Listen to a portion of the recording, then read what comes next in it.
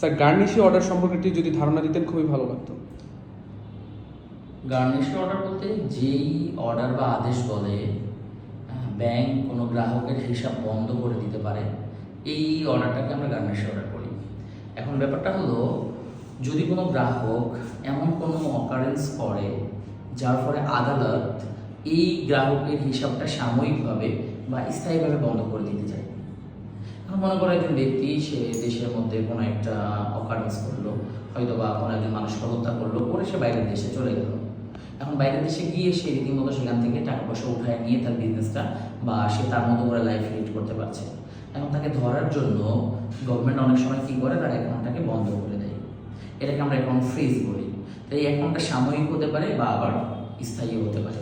তাহলে যে বিশেষ আইন বলে ব্যাংক কোনো গ্রাহকের হিসাব সাময়িক বা স্থায়ীভাবে বন্ধ করে দিতে পারে, তখন সেটাকে আমরা গার্নিশি অর্ডার বলি। এবং গার্নিশি অর্ডার সাধারণত আদালত থেকেই আসে ব্যাংকের কাছে, এবং আদালত যখন ব্যাংকে এই অর্ডার দেয় যে গ্রাহকের হিসাবটা সাময়িক বা স্থায়ীভাবে বন্ধ করে দিতে হবে, তখন সেটাকে আমরা বলি হচ্ছে গার্নিশি অর্ডার।